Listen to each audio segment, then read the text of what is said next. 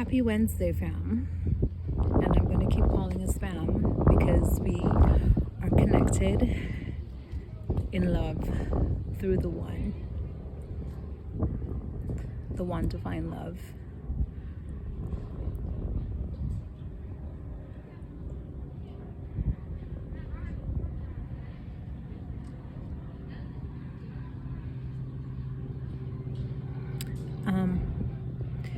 Today is today's a hard day for me. Like, not hard as in a day that I cannot bear, but hard as in doing hard things.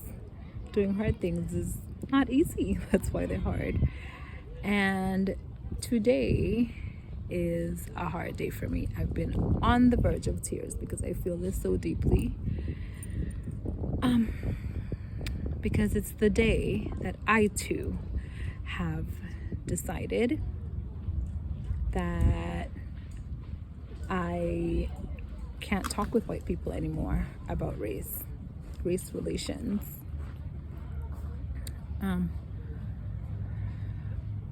I need to,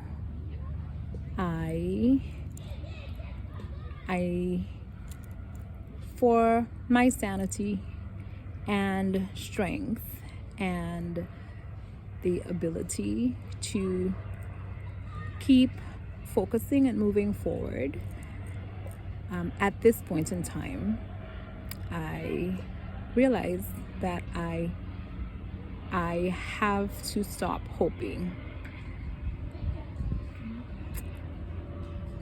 I guess that's the way I'm going to say it. I have to let go of the hope that I can have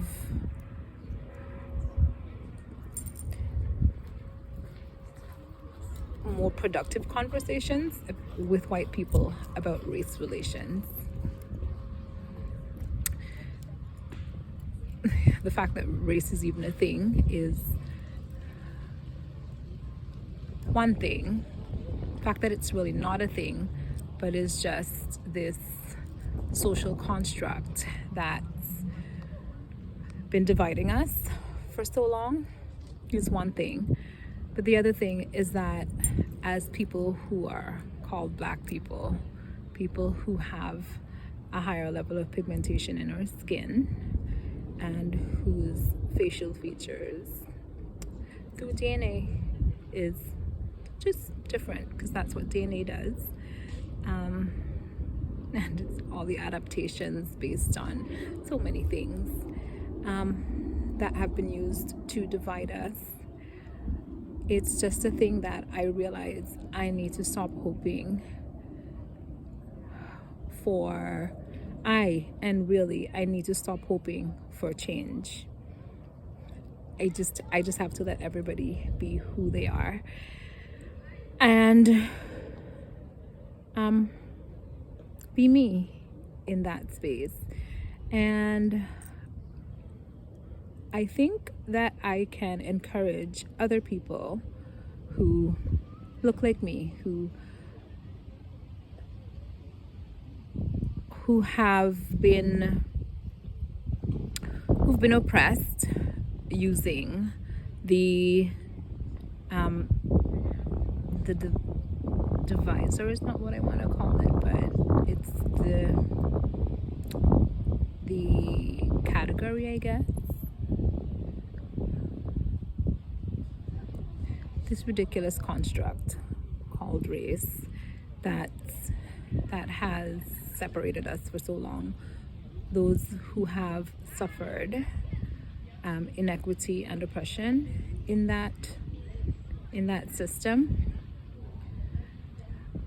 I'm just going to encourage us to get in touch with our own pain, our own anger, or understand the origin of the discontent, and the origin, as Isabel Wilkerson terms it, the origin in her book Cast, the origins of our discontent. It's just she does not use the term racism in her book, The Warmth of Other Suns. And in reading, just continuing to like read and to listen to other people who have gotten to this place, like Rennie Edo Lodge, who wrote the book, which I have not yet read, Why I No Longer Talk to White People About Race. Because I'm experiencing and realizing that I just have to hold and accept it to be true that these constructs, these systemic constructs that have created these blights in our relationships, where we absolutely need to be pruned and to have ourselves environmentally, mentally, or mental environment, to have some transplantation done, to have some fertilizing, to have some adjustment made to the environment in which we have planted ourselves. At one point we were planted, but we have the agency to choose to be to make a choice, to pick ourselves up and allow ourselves to be empowered to be planted in a different environment, and to have our minds fertilized differently, and to subject ourselves to the pruning of the one who does it incredibly expertly, with perfect justice and love and understanding. And basically, like, seeing my ring right now and the bag in front of me and all of this, just letting ourselves be in a cocoon for a time where we dissolve, and the best parts of us, the parts that will remain, emerge as beautiful, free, wonderful butterflies. And so I know that the reason I've come to this place is because I know that it's painful to like admit and accept privilege, and even to accept the idea that unconsciously there is still some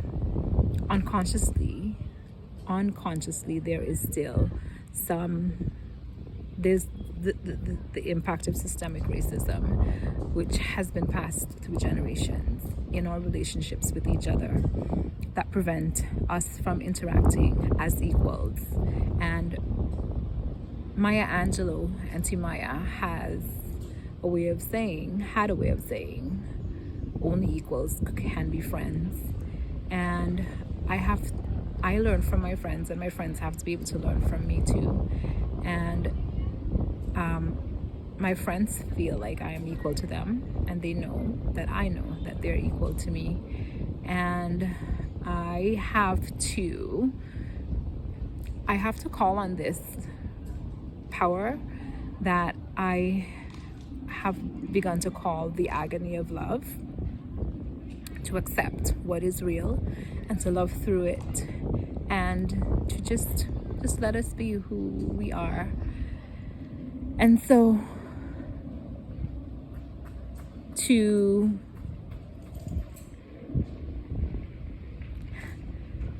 just release expectation and hope, really, of change now in this realm, with the solid faith and knowledge that it will all eventually be made right, and that we will eventually have the peace and the freedom and the willingness and the courage to see and be healed from wounds that we don't even see ourselves.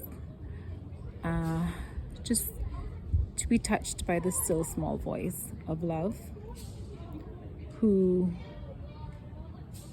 draws us to each other and rids us of shame, so that we can we can freely and easily look at the truths that are, so that we can move forward with the kind of light and honesty that is a part of love, and is the only way that we will really, really grow. And so for now, I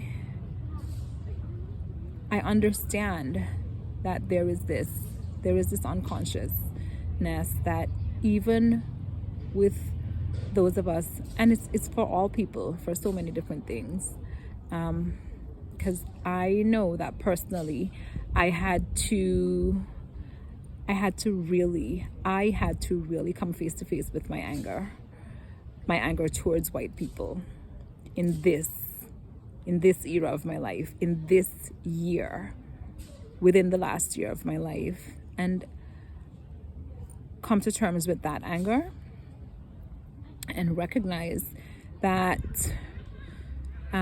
it's a real thing and it comes from somewhere. And that when my great-grandmother said that we shouldn't marry each other, she's like, it's not a good idea. It's just not a good idea.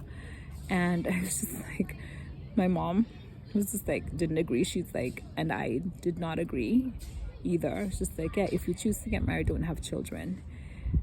And I was just like, oh, if you choose to have a mixed race marriage, she said, don't have children. And when I listen to mixed race children now talk about the struggles that they have to deal with in finding and their identity and feeling safe in this world in which we exist, not knowing where they belong to some degree, consciously or subconsciously,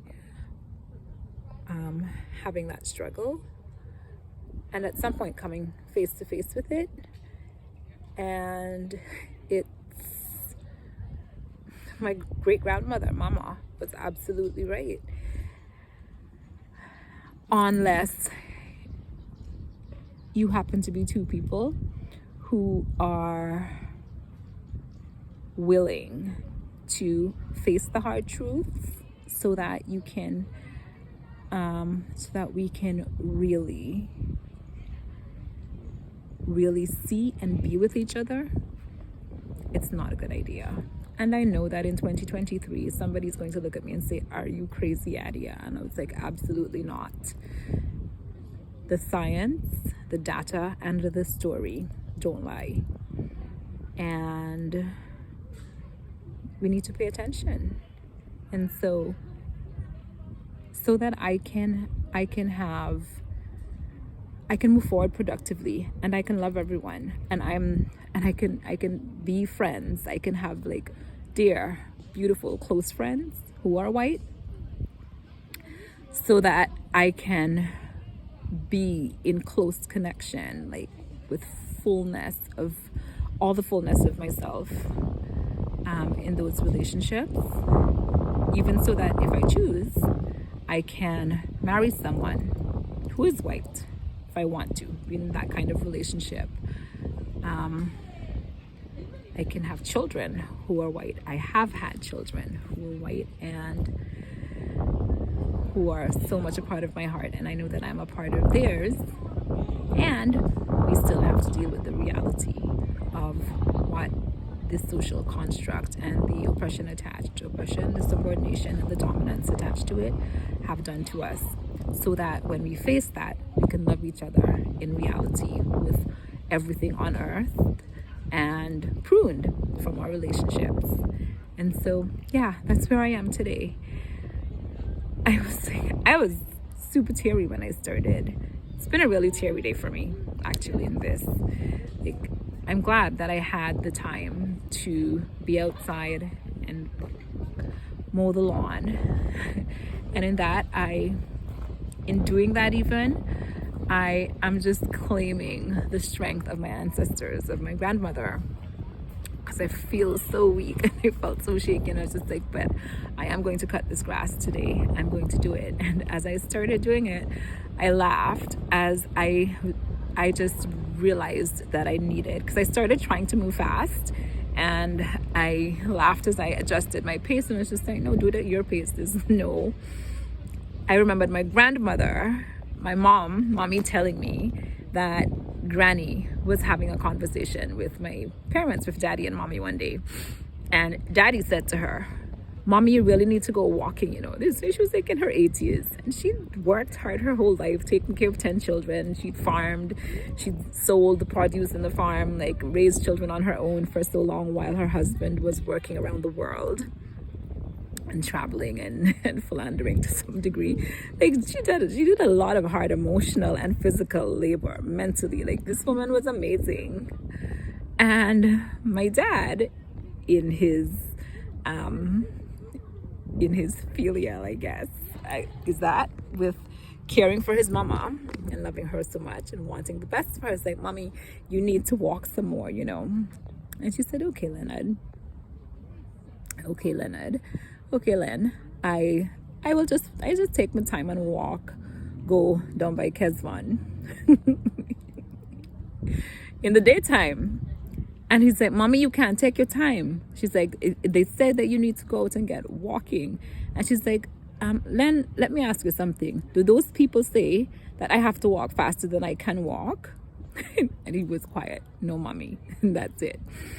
And so today I laughed as I thought of that. I was just like, well, you're so your grandmother's child and your mother's child and your father's child. And you have all of the goodness, all of the amazingness is wrapped up in you. As I was cutting the grass, I was just like, oh, you just slow down and take it at your pace. And I did. I slowed down. I adjusted the level of the mower. I went over it all once. The battery died. I set it to charge. I was just like, good thing the battery died so that I wouldn't push myself too hard. This is a good thing. Because yesterday the gas-powered mower would not start. And so I borrowed a friend's battery-powered mower today. This is a good thing. So I put the battery to charge. I went inside, I had a meal, and I came here to get some paperwork done that I have been putting off. And as I was on the way, I realized that this needed to come out of me. It's where I am today. I needed to be by myself for this. So yeah, I just had a slow, beautiful time outside cutting the grass and seeing immediate change in front of me and recognizing right there as well. I could choose to ignore the fact that the grass needed to be cut and call it a meadow and let it become wild and crazy, or I could just cut the grass and let it be the lawn that it's meant to be and enjoy the manicured look that I want. And it's just like owning truth is a really good thing. Facing up to what is, loving what is a beautiful thing. And when you work from that place, life is wonderful. Every moment is not a gift. Everything is not a gift. But when we take the time to be in the moment and to reflect on the moments through the eyes of love, it's all good. I love you guys. I love you guys so much. I love us all so much. I love myself so very much that I've just decided to keep growing and to allow everyone else to grow as themselves. It's not my job to try to speed it up or to make it be anything other than what it is. Have a wonderful day. You're awesome. I love you. Bye.